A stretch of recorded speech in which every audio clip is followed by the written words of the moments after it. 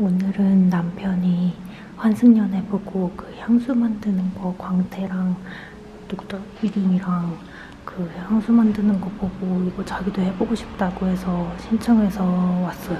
이런 것도 블로그 처음 단으로 다 되더라고요. 1시간 체험인데 향수도 주고 뭐더라? 뭐 하나 더 주던데 저희가 만드는 걸 가져갈 수 있는 거더라고요. 그래서 20대 때도 안 해본 이런 신박한 데이트를 하러 왔습니다. I'm sorry, that's the way it is. I'm sorry, that's the way it is. I'm sorry, that's the way it is. I'm sorry, I'm sorry. 이전 영상에서 협찬 블로그로 키우는 방법에 대해서는 말씀드렸습니다. 크게 어려운 것이 없기 때문에 아마 금방 협찬을 받을 거라고 예상이 되는데 의외로 협찬을 진행하는 와중에 막히는 사람들이 조금 있는 것 같아서 추가 영상을 만들었습니다. 개인적으로 미리 말하고 싶은 내용이 있는데 제가 마케팅을 6년 정도 해서 그런지 몰라도 업체 입장도 생각을 하고 블로그 협찬을 진행했으면 좋겠습니다. 그저 내 생활비를 줄이고자 이용만 하는 수준을 넘어서서 내가 이 가게를 이용하고 이 가게에 보탬이 되고자 하는 마음가짐으로 임한다면 저와 같이 다들 아는 브랜드에서 먼저 연락이 오거나 유명한 식당에서 먼저 연락이 올 수 있다는 그 정도는 이제 알려드리고 갈게요. 앞선 영상에도 이제 말했듯이 저는 네이버 인플루언서도 아니고 1일 방문자가 이제 1000명 왔다 갔다 하는 평범한 사람입니다. 다만 모든 협찬을 진행할 때 진심으로 그 가게를 홍보해준다는 마음으로 열심히 사진 찍고 후기도 진심으로 썼기 때문에 블로그가 질적으로 클 수 있었다고 생각해요. 그럼 이제 본론으로 들어가서 협찬 관련된 내용을 안내드리겠습니다. 우선 협찬에 매칭이 되었다면 본인이 방문할 날짜랑 시간을 픽스해야 합니다. 저의 경우는 성격이 매우 급해서 매칭이 됐다고 알람이 받은 그 당일날 바로 픽스를 하는 편이지만 본인 일정이 불확실한 경우에는 최소 방문하기 전 하루 전이나 이틀 전에는 가게랑 조율을 해주시는 것을 권장드립니다. 가끔 가다가 이제 선착순으로 좋은 날짜나 시간을 마감시키는 가게도 있으니까 그거는 참고해 주시면 되고 미용실이나 뷰티샵 같은 경우들은 더 일찍 조율을 하는 편이 많아요. 대부분 협찬이 됐다고 공지가 내려온 날에 이제 전화나 문자가 오는 경우가 많아서 그날 거의 바로 픽스를 해주셔야 됩니다. 이건 근데 진행하는 가게들마다 다 상이하기 때문에 어쨌든 가게랑 조율을 해서 전화 또는 문자 또는 네이버 예약이나 캐치 테이블로 날짜를 미리 잡아주시면 됩니다. 협찬 당일날은 이제 준비물이 필요한데 휴대폰 또는 카메라를 준비하시면 됩니다. 휴대폰이야 원래 가지고 다니는 거니까 그렇다 치고 간혹 카메라 사진만 요구하는 가게들이 있어요. 이럴 경우에는 이제 카메라를 준비해 주시면 되는데 사실 신청할 때 카메라를 꼭 써달라는 업체들은 그게 고지가 되어 있기 때문에 그런 업체를 선정을 안 했다 하면 그냥 휴대폰만 가지고 하시면 되는 건데 저도 처음 블로그 할 때 협찬으로 한 6개월 정도는 핸드폰으로만 사진을 찍었거든요.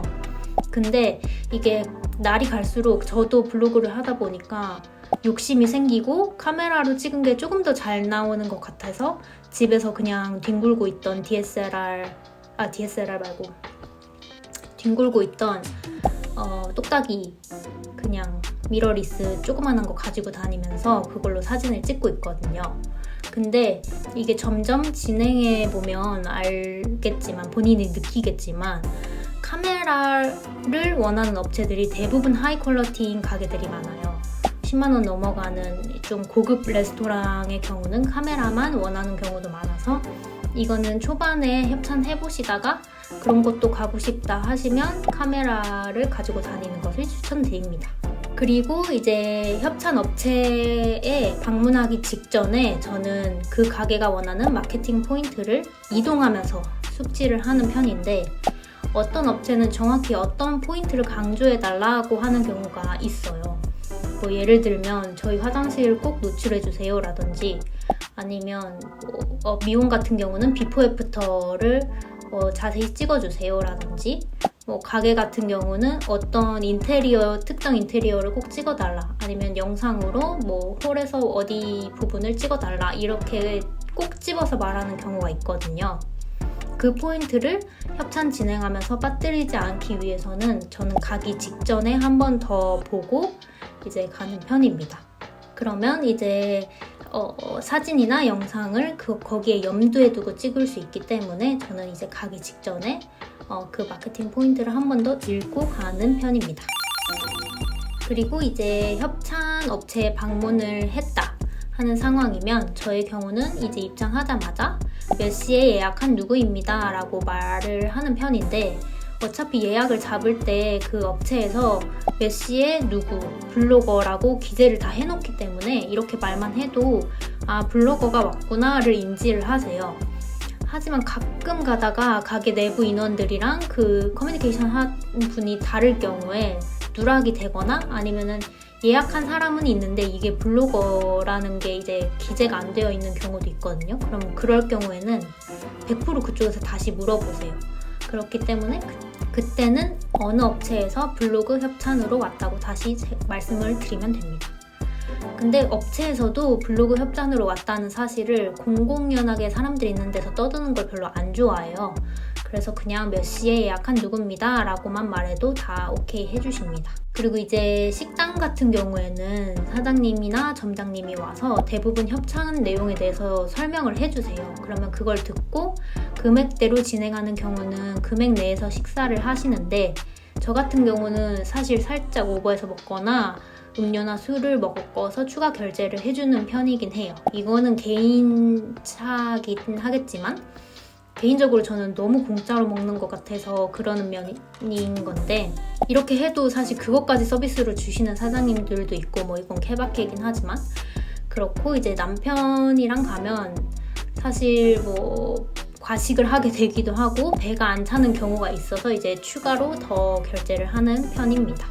하지만 대부분 그쪽에서 기본 제공을 해주시는 금액대나 아니면 그 음식 세트가 있을 거예요. 그런 거는 딱 인분을 맞춰서 주시기 때문에 절대 모자라진 않거든요. 그래서 이거는 본인이 알아서 하시면 될 것 같습니다. 그리고 미용이나 이런 지금 영상 나오는 것처럼 데이트 관련된 체험 이런 거는 사실 세팅이 다 되어 있기 때문에 이거는 그냥 이제 예약인 확인만 하시면 그대로 진행을 해주시면 됩니다. 가장 앞에서 올라오는 양은 라임향, 상큼하게 시작하시기 좋은 향이고요. 무화과향 뒤로 약간의 달콤한 느낌, 이건 과일도 많이 들어가 있어요. 달콤하고 발랄하고 사랑스러운 이미지고요. 마지막에 있는 우디 계열, 이거는 이끼가 같이 들어있어서 얘도 수분감 많이 있고 숲속의 공기 떠올려 보시면 좋을 것 같아요. 그리고 이제 먹는 도중이나 체험하고 있는 도중에 사진을 정말 많이 찍어줍니다. 저 같은 경우는 이제 가게 외부, 가게 내부, 그 다음에 풀샷, 디테일샷, 아니면 괜찮으면 화장실까지 찍어주는 편인데, 다시 말하지만 우리는 그 가게를 홍보해주는 입장이기 때문에 최대한 이 가게를 검색했을 때 사람들이 구미가 당기거나 아니면 궁금했던 점을 긁어주는 그런 정보를 줘야 하거든요. 그래서 최대한 정말 많이 찍어주고, 이제 식당의 경우에는 식사가 나오기 전에 내부 인테리어나 메뉴판 같은 거를 다 찍어두고, 이제 먹는 도중에도 사실 사람들 다 인스타 하니까 사진 많이 찍잖아요. 음식 사진 찍는다고 이상하게 아무도 생각 안 하기 때문에 먹으면서 많이 찍어둡니다. 그러면 나중에 제가 글을 쓸 때도 취사 선택해서 쓸 사진이 많기 때문에 여러모로 좋다고 생각을 합니다. 식사나 서비스가 끝나면 마지막에 그 당첨됐던 화면을 보여드리고 차액만 결제하든지 아니면 그냥 나가시면 되는데, 이때 대부분 업체들이 영수증을 뽑아주시면서 영수증 리뷰도 해달라고 하실 거예요. 근데 이게 대부분 해달라고 하시긴 하지만 이게 필수로 기재되어 있는 체험이 아닌 경우는 그냥 자율적으로 해주셔도 되고 안 해주셔도 됩니다. 다만 그 애초에 기재가 되어 있는 미용 쪽이나 아니면 하이엔드 레스토랑 같은 경우는 캐치 테이블로 예약하는 경우에 캐치 테이블 리뷰까지 써달라고 거기에 아예 고지가 되어 있거든요.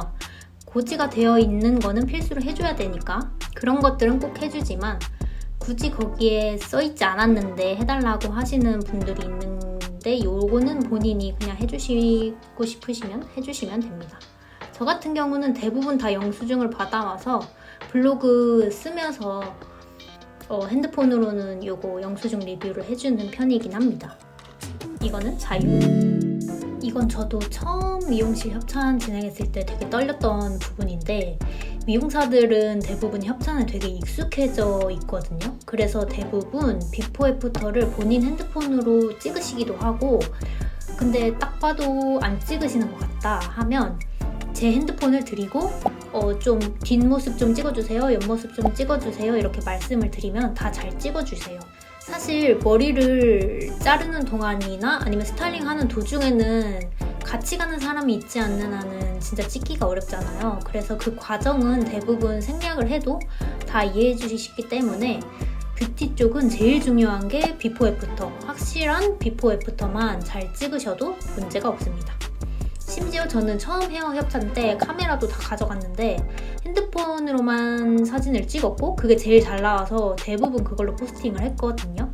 근데 이것도 미용사들이 다 알아요. 핸드폰이 머리 사진은 제일 잘 나온다는 거를. 그러니까 너무 겁먹지 않아도 되고 그냥 방문하셔서 똑같이 미용실에서 머리 받으시고 대신 전후 사진만 좀 찍어달라고 부탁드리면 됩니다. 생각보다 그리고 뷰티 쪽 포스팅에 영상을 되게 많이 보거든요. 그러니까 애프터는 영상 남기시면 나중에 본인 블로그 지수 올라가는데도 도움이 됩니다. 간혹 가다가 제 블로그 댓글에도 이런 댓글이 많이 달리는데 저도 같은 업체 진행했는데 이런 게 너무 별로여서 어떻게 써야 될지 모르겠어요 하시거든요. 근데 저는 그래도 좋게 써주는 편입니다. 그 자리에서 너무 불쾌했다 하면 돈을 지불하는 것도 방법이긴 한데 사실 이게 중간에 마케팅 업체가 끼어있기도 하고 그런 불만은 저는 업체한테 말을 하는 편이긴 해요. 근데 하지만 이거는 진짜 100번 중에 한 번 있을까 말까 하는 일이긴 하지만 만약에 이런 일을 겪었다면 그래도 저는 최대한 그 나쁜 부분은 언급하지 않고 다른 좋았던 부분을 쓰는 편입니다. 거짓말을 하는 게 아니라 본인이 겪었던 나빴던 부분은 아예 언급을 하지 않는 거예요. 그러니까 거짓말은 아닌 거죠. 그리고 아무리 나빴다고 하더라도 맛이 좋았을 수도 있고 서비스가 나빴지만 맛이 좋았을 수도 있고 맛이 나빴지만 서비스는 좋거나 인테리어가 좋았을 수 있잖아요. 이런 괜찮은 점을 강조를 하고 안 좋았던 점은 아예 언급을 안 하는 식으로 저는 쓰는 편입니다. 왜냐면 제가 제공받은 내용이 있기 때문이죠. 네, 저는 그렇게 생각을 하고 하지만 이런 경우는 정말 드물기 때문에 만약에 정말 서비스가 저 같은 경우는 맛은 뭐 너무 개인차가 심하니까 그렇다 치고 서비스가 너무 불쾌했다 싶은 경우만 업체한테 이제 디테일하게 이 진행을 했는데 이래 해서 조금 불쾌함을 느꼈다 라고 이제 써서 보내는 편입니다. 그게 마지막에 다 있어요. 만족도 조사라는 그 탭이 떠요. 그 협찬을 진행 다 하고 나면 거기에 그냥 쓰면 됩니다. 제가 한 200번 정도 협찬을 진행을 했는데 이런 경우는 사실 한두 번밖에 없긴 했기 때문에 네, 그렇습니다.